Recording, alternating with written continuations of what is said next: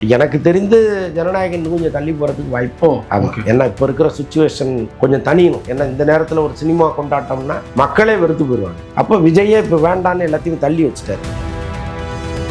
இப்போ மலேசியாவில் நடக்கிற ஆடியோ லான்ச் கூட நடக்குமான்னு தெரியல. 5ஆம் தேதி வந்து எல்லாத்தையுமே தள்ளி வச்சுட்டாரு. எல்லாத்தையுமே தள்ளி வச்சு இந்த தள்ளி வைப்புங்கிறது 1 வாரம் 2 வாரம் கிடையாது, இன்னும் மாத கணக்கில் தள்ளி வச்சுருக்காரு.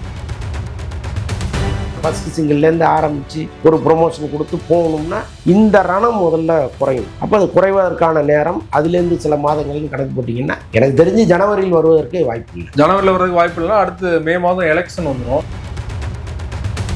சங்கர் வந்து பார்த்து அப்செட்டாக இருக்காரு. லீகலாக வந்து ப்ரொசீட் பண்ணுறது கூட யோசிச்சுட்டு இருக்கிற தகவல் வருது. ஏன்னா வேல்பாரிலேருந்து நிறைய காட்சிகள் வந்து இந்த படத்தில் வச்சிருக்காங்க, காந்தாரா பார்ட் 1ல அப்படின்னு தகவல் வந்துட்டு இருக்கு இல்லையா? உண்மையிலே அது நடந்ததா?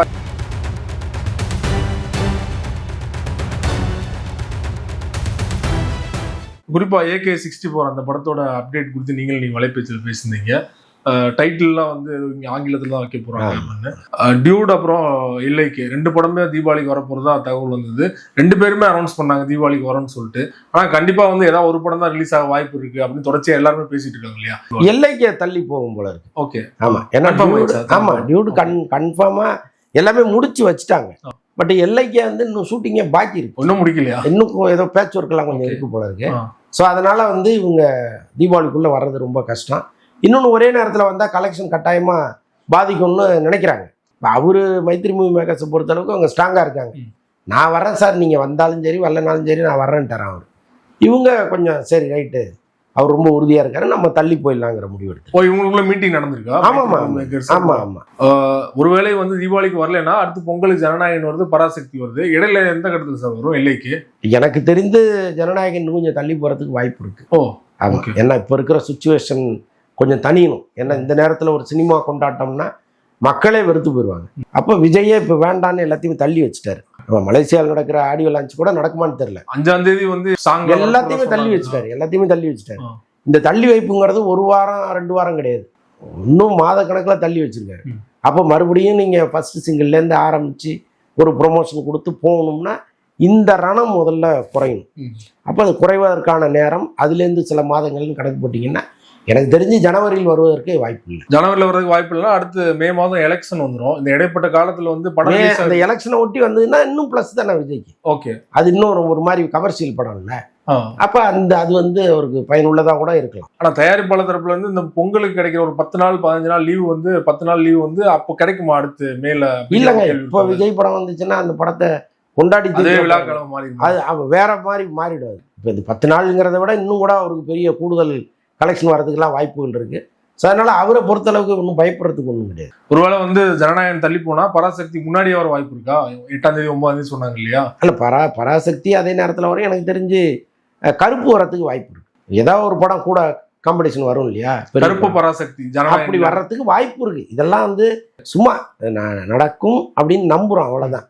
சூழ்நிலையை பொறுத்து அமைவது தான். சிம்பு வெற்றிமாறன் இணையற படம் பார்த்தீங்கன்னா இந்த மாதம் தான் வந்து எடுக்க போறாங்க, ஷூட்டிங் ஆரம்பிக்க போறாங்கன்னு சொல்லிட்டு நீங்க தொடர்ச்சியா வலைபேச்சில் பேசிட்டு இருக்கீங்க. ஆனால் அதற்கான அறிகுறியே தெரிஞ்ச மாதிரி இல்லையே சார்? ஆரம்பிக்கிறாங்களா இந்த மாதம்? ஆமாம்மா, 18ஆம் தேதியிலேருந்து ஷூட்டிங் போற மாதிரி பிளான்ல இருக்காங்க. 17 வந்து இவருக்கு பர்த்டே போல இருக்கு, அனிருத்துக்கு. ஆமா, அன்னைக்கு ஒரு பர்த்டே கொண்டாடிட்டு மறுநாள்லேருந்து ஸ்டார்ட் பண்ற மாதிரி ஒரு பிளான்ல இருக்காங்க. சமந்தா ஹீரோயின்ங்கிற மாதிரி பேசிட்டு இருக்காங்க. சமந்தா சிம்புனா பெரிய எதிர்பார்ப்பு இருக்குல்ல படத்துக்கு? கட்டாயமா இருக்கும்ல. வெற்றிமாறனோட ஸ்டைலுக்கு வந்து சமந்தா செட் ஆவாங்களா அப்படிங்கிற ஒரு கேள்வி இருக்கு இல்லையா? வெற்றிமாறன் வந்து மேக்கப் இல்லாமல் வரணும்னு சொல்லியிருக்காரு சமந்தாட்ட. மேக்கப் போட்டால் எனக்கு பிடிக்காது, அப்படியே யதார்த்தமா இருக்கணும்னு சொல்லியிருக்காரு. அதுக்கு அவங்க ஒத்துக்கணும். பேச்சுவார்த்தை போயிட்டு இருக்கு. ஒருவேளை இல்லைங்க நான் மேக்கப் இல்லாமல் நடிக்க மாட்டேன்னு அவங்க சொன்னா வேற ஹீரோயினை தேடுறதுக்கும் வாய்ப்பு. இட்லி கடை, காந்தாரா 2 படமும் வந்து ரிலீஸ் ஆயிருக்குது. இட்லி கடைக்கு முதல் நாள் நான் பார்க்கும்போது பார்த்தீங்கன்னா வந்து பெரிய அளவில் கூட்டமே இல்லை, ஓப்பனிங்கே இல்லை. ஆனால் அடுத்தடுத்த நாட்களில் வந்து பார்த்தீங்கன்னா ஹவுஸ்ஃபுல்லாக இருக்குது, டிக்கெட் கிடைக்கல மாதிரி தகவல் வந்தது இல்லையா? அடுத்தடுத்த நாட்களில் எதனால சார் படம் வந்து இந்த அளவுக்கு பூம் ஆச்சு? இல்லை, இட்லி கடை வந்து பேசிக்கலாக நல்ல படம். அது வந்து முதல் 2 நாள் வந்து இந்த யூத்து உள்ளே போய் அவங்க எதிர்பார்த்தது இல்லைன்னொடனே வேற வந்து நெகட்டிவாக பேச ஆரம்பிச்சாங்க. பட் உள்ளபடியே எல்லாரும் பார்க்க வேண்டிய படம்ங்கிறது மெல்ல பரவும் இல்லையா? இந்த படத்தை மிஸ் பண்ணக்கூடாது, நல்ல படம் அப்படின்ட்டு. அதுக்கப்புறம் தான் கூட்டம் உள்ளே வந்திருக்கு. இந்த மாதிரி படங்கள் ஓடணும்.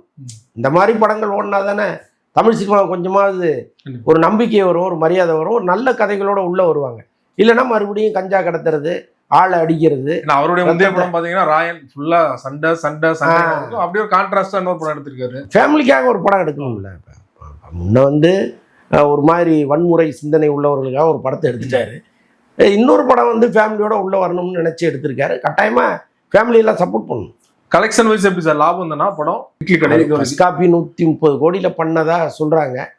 அப்படி பார்த்தா லாபம் தான்.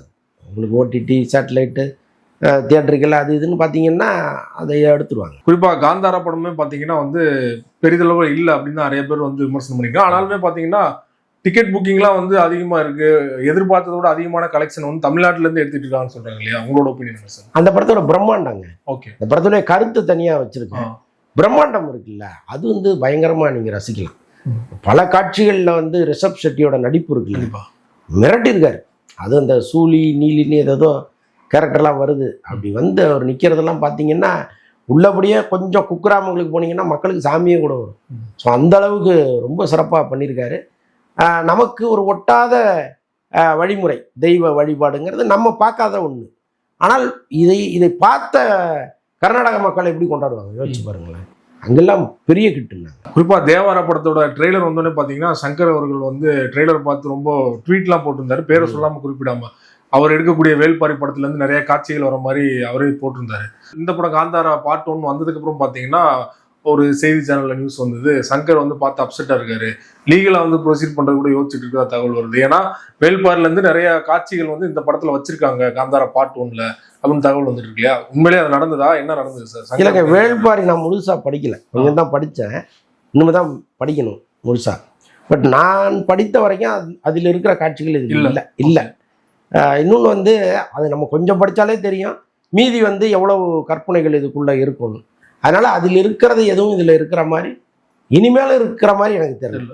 ஆமாம், இது ஏதோ ஒரு அவங்களுக்கு என்ன தோணுச்சுன்னு தெரியல. இதில் ராஜமௌலி ஸ்டைலில் கொஞ்சம் பண்ணியிருக்காங்க. இந்த போர்க்கள காட்சியெல்லாம் வந்து அவர் படத்தில் வர்ற காட்சிகள்லாம் இதில் இருக்குது. பட் அந்த காலத்தில் போர் முறைன்னா அப்படி தானே இருக்கும். அதுக்காக புதுசாக ஒன்று யோசிச்சுட்டு வர முடியாது. இல்லை, என்ன இருக்கோ அதானே.